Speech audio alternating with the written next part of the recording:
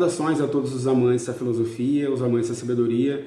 Eu sou o professor Cleiton, do canal Filosofando, e hoje eu trouxe para vocês algumas sugestões de obras filosóficas, de leituras filosóficas, para ser lido durante esse ano ou durante o período de reclusão e de isolamento social ao qual nós estamos passando, né?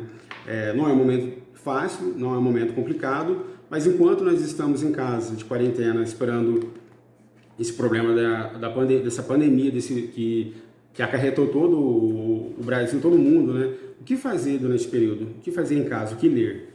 Então eu separei para vocês algumas sugestões de livros, né? oito obras filosóficas que eu considero fundamental e importante, onde vocês podem ler durante o período de quarentena, de reclusão e durante o ano também, porque eu acredito que após o retorno das atividades normal, né, após essa pandemia passar, nós ainda teremos muitos livros para ler ainda, que são dentro dessa lista aqui, né?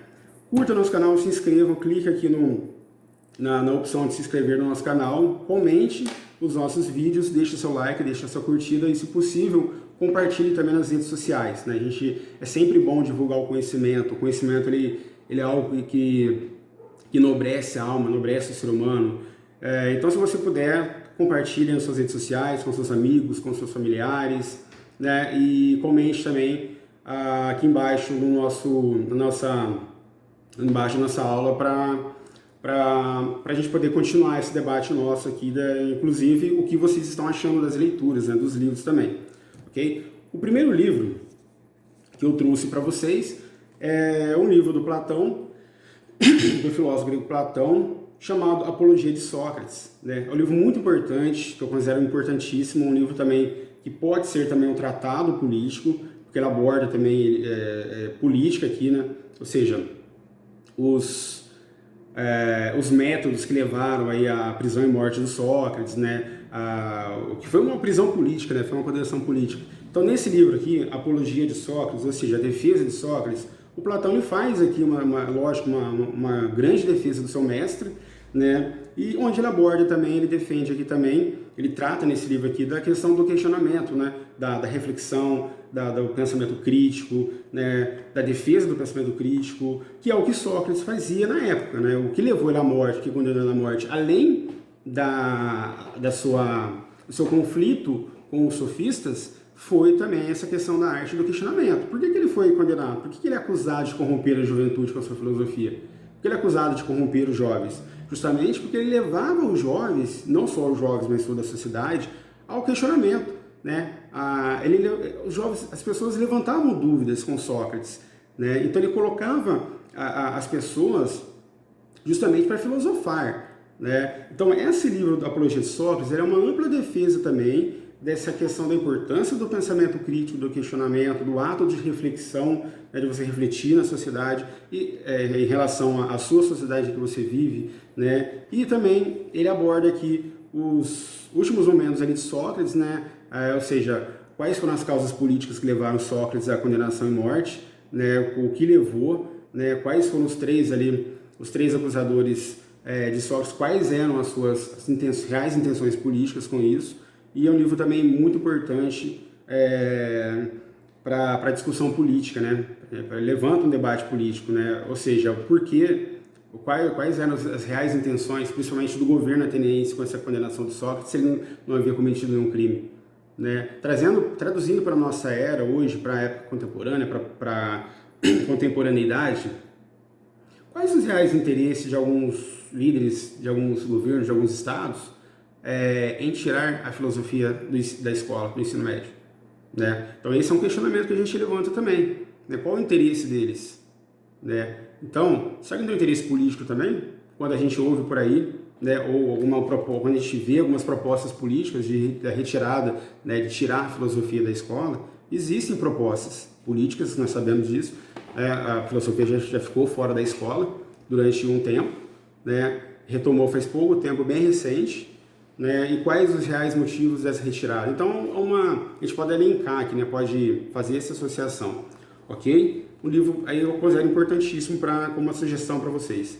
O próximo livro é um livro que nos remete ao período moderno, né? É um livro que é um grande tratado político também, um livro importantíssimo que foi fundamental, uma peça fundamental para o processo de Revolução Francesa, todo aquele movimento de Revolução Francesa, de defesa da liberdade, de defesa dos direitos humanos, dos direitos sociais, dos direitos civis, do direito político. Ele começa a partir aqui desse período do século XVIII, mais ou menos aí pelo século XVIII, né? Início do século XIX, depois futuramente alguns outros filósofos, mas tudo começou, o início desse movimento todo começa a partir aqui desse livro do Contrato Social do Jean-Jacques Rousseau. O filósofo Rousseau, ele foi importantíssimo. Esse livro aqui eu considero uma peça fundamental, um grande tratado político, onde ele aborda a questão do surgimento do Estado, né? Ou seja, quando houve o surgimento do Estado, quando o Estado surgiu, qual é a função do Estado, qual é a diferença entre Estado de natureza e sociedade civil, né? Então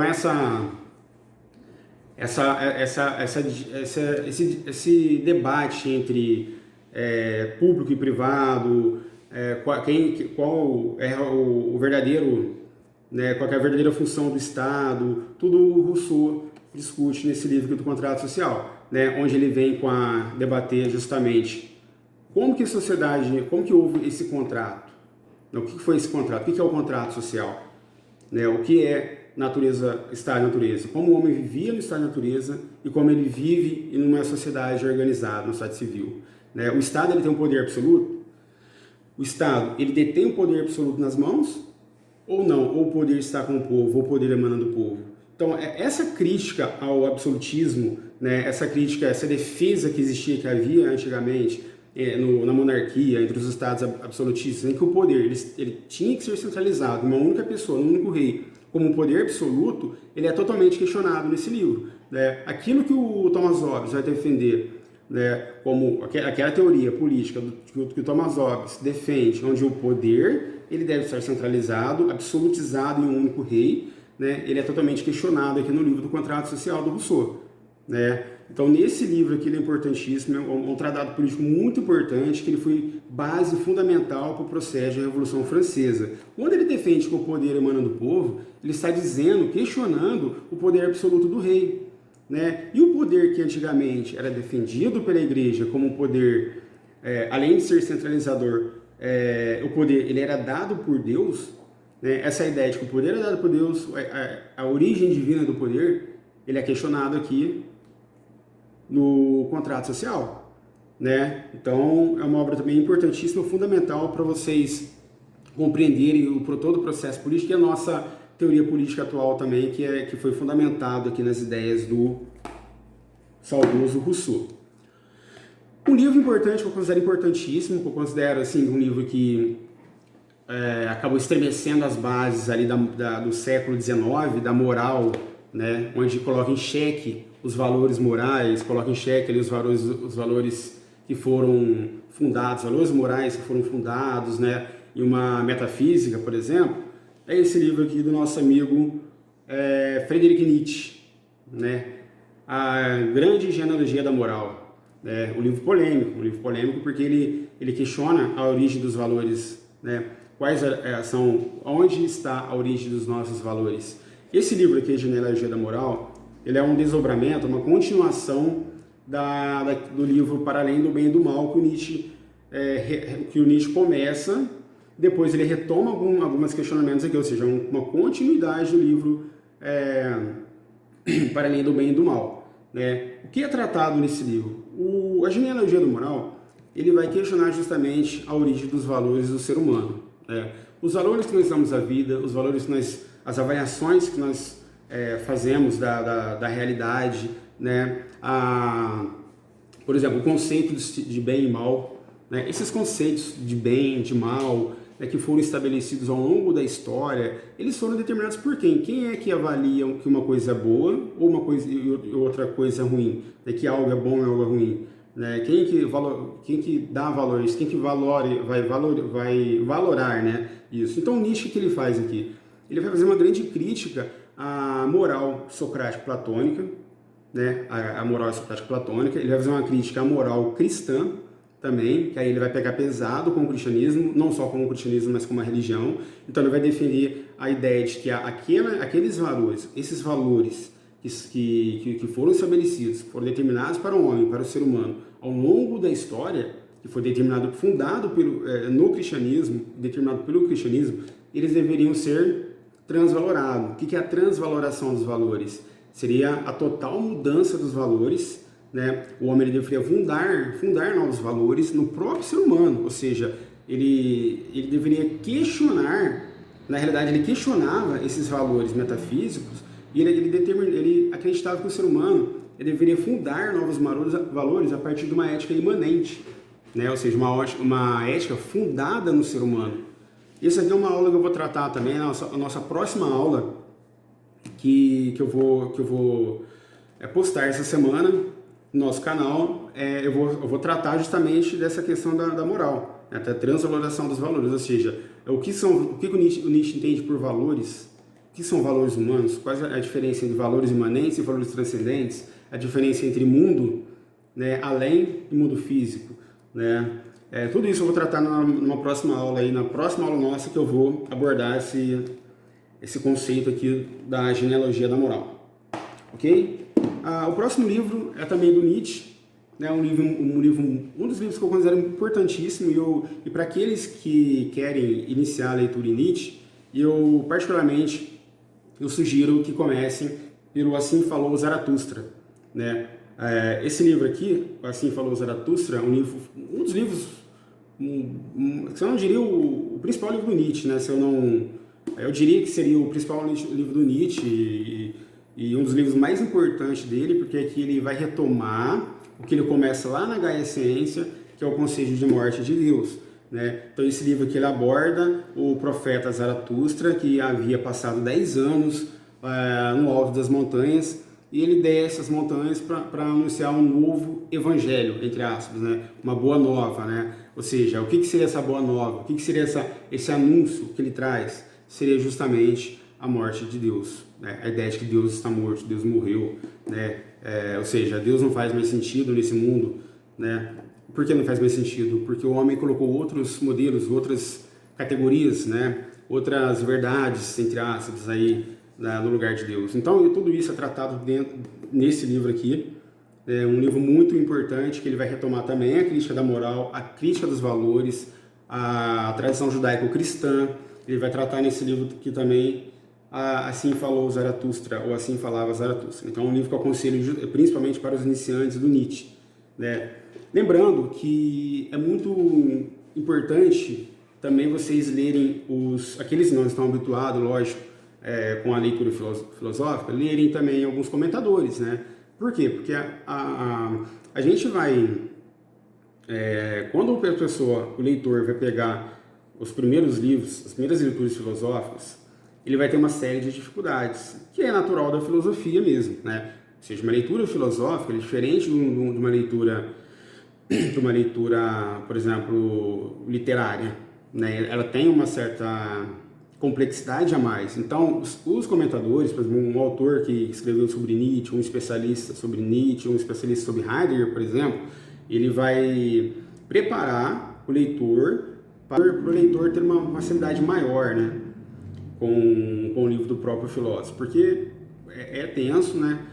As leituras são pesadas, mas não é impossível de compreender, né? Então, o livro que eu trago para vocês hoje, um outro livro que eu trago para vocês hoje, nesse nosso catálogo aí de sugestões, é o livro O Existencialismo e o Humanismo, do Jean-Paul Sartre, né?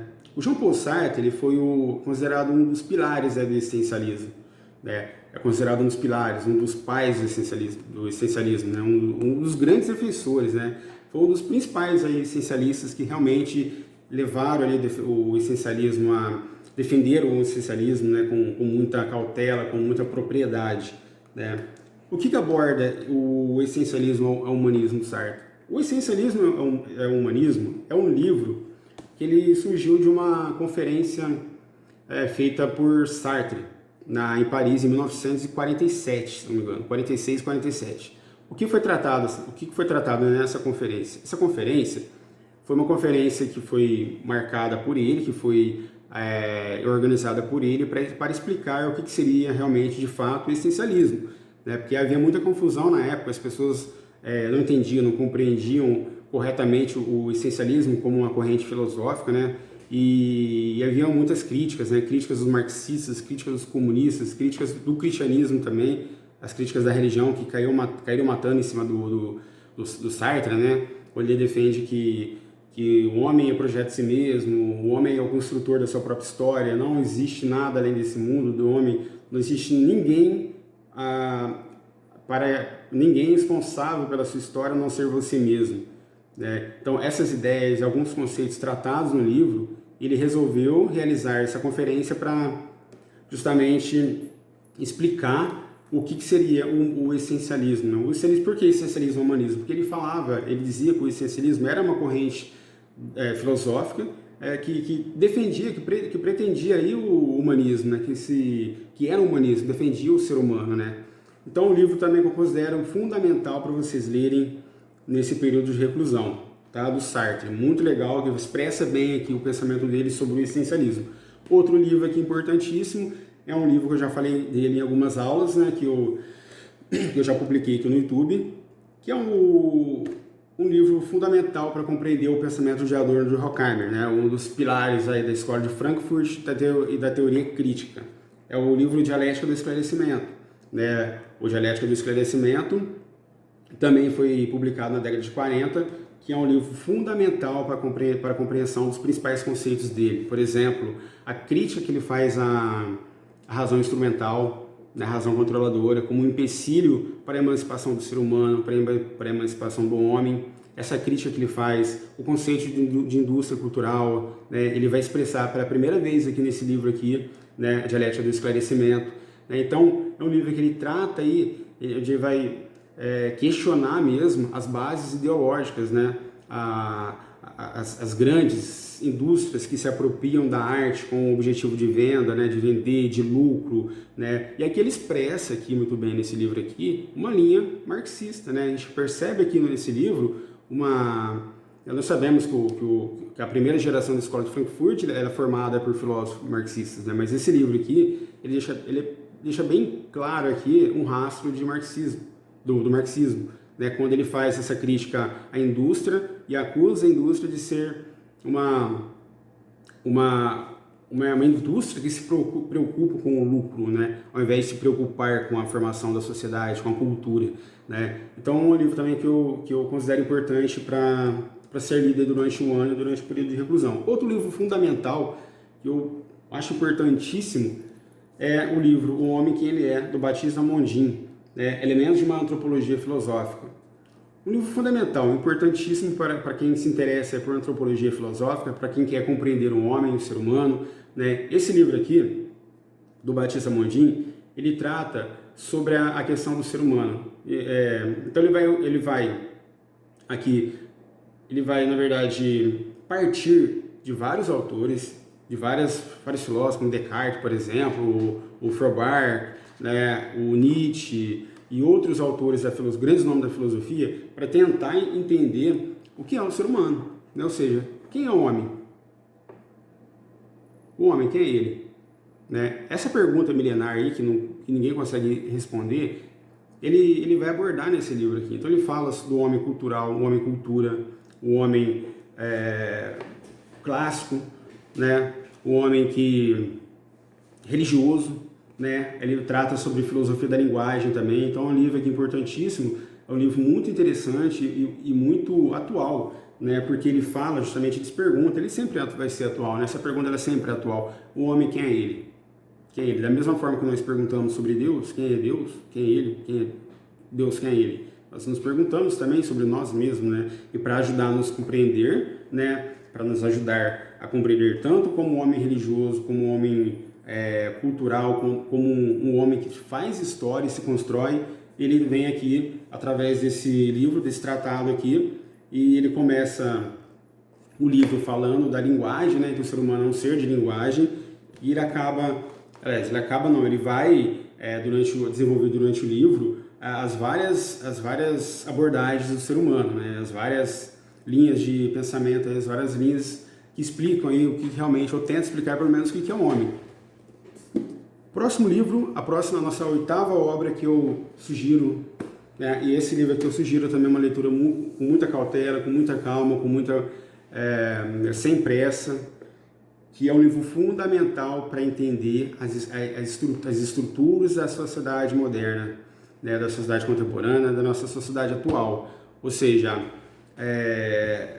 como que nós podemos entender toda a organização social e política, né? Como que nós podemos fazer uma leitura de uma sociedade política, de uma sociedade onde o controle, né, a vigilância, ela está aí constantemente. Nós podemos encontrar aí principalmente com o avanço da tecnologia, né? Será que nós somos livres? Será que nós somos livres, realmente livres? Será que nós não somos vigiados constantemente? Será que o que é produzido, o que é determinado pelo próprio sistema, ele não é feito ele não é feito propositalmente de uma forma que nós obedecemos uma ordem? Eu falo do livro Vigiar e Punir, do Michel Foucault, né? Um livro fundamental, importantíssimo, que ele vai tratar da questão da vigilância, do controle do ser humano, do controle do homem, do controle da sociedade, onde ele começa ali fazendo uma leitura genealógica do controle social, da história, do domínio do ser humano aí. Ele começa desde lá da época medieval, e onde ele explica ali quais eram os mecanismos de controle social que eram usados na época medieval, depois na era moderna, na era contemporânea. E nós percebemos que os mecanismos de controle social foram mudando ao longo da história, né? Se antigamente o suplício, a violência, o castigo físico, ele era uma forma de controle, de você exercer o controle, hoje em dia já não é mais. O suplício hoje, ele caiu assim, ele tem um desgosto, né, da sociedade. As pessoas não gostam de ver o outro sofrer. Se antigamente as pessoas iam para uma praça pública assistir a condenação de um condenado, de um criminoso, com o tempo as pessoas passaram a rejeitar essa forma de punição, né? Então você punia a pessoa a fim de controlar a sociedade, a fim de estabelecer uma ordem. Hoje em dia esse sistema já não é mais viável, né? As pessoas começaram a ter uma certa repulsa para aquele que era condenado, que recebia o suplício, que era torturado, que era morto, né? O que foi evoluindo, a forma de você controlar, de exercer um controle na sociedade, um domínio, ela foi evoluindo. Hoje em dia, nós temos aí a vigilância como punição, né? Então, nós vivemos um grande Big Brother aí na sociedade, né? Onde existem várias câmeras que nos vigiam, né? Nós temos aí a imagem do panóptico, né? Do panoptismo, né? Que eram aquelas torres que existiam no meio das prisões, e no alto daquela torre estava uma pessoa armada, um policial, um guarda, vigiando o pátio, vigiando toda a prisão, né? Ou seja, as pessoas não viam quem estava lá em cima, os presos, né? Mas eles sabiam que tinha alguém lá, né? Então, se eles fugissem, tentassem uma fuga, eles poderiam ser capturados e punidos, né? Hoje, como que é feito o controle? Como que é exercido o controle da sociedade? Através das câmeras de vigilância, né? É um exemplo, eu acho que é um dos exemplos, né? Então, ou seja, eu sei que eu estou num local que existem câmeras, eu não sei se está filmando, gravando ou não, mas pode ser que exista alguém ali por trás da câmera, né? Ou seja, então essa câmera exerce um controle e um padrão na sociedade, né? Então, hoje as câmeras, por exemplo, a gente pode usar como exemplo a tecnociência, né? Tecnologia, a ciência, com a evolução não somente das redes sociais, mas os mecanismos, né, que é usado aí pelos governos para controlar. Um exemplo claro foi esse sistema aí desenvolvido pelo governo brasileiro. Não sei se foi desenvolvido pelo governo brasileiro, mas é usado pelo governo brasileiro para controlar as pessoas que estão em aglomeração, né, na quarentena, que a determinação do governo é que as pessoas estejam em casa, né? Então, se você sai da sua casa, você vai para algum local, em seguida você já recebe um SMS no seu celular pedindo para você ficar em casa e evitar aglomeração. Por quê? Porque esse sistema tecnológico, ele identificou que você está em um local fora da sua casa, um local de aglomeração, de grande circulação de pessoas. Ou seja, nós realmente nós não sabemos até que ponto nós temos a nossa privacidade, nossa individualidade aí preservada. Então é um livro que eu indico também.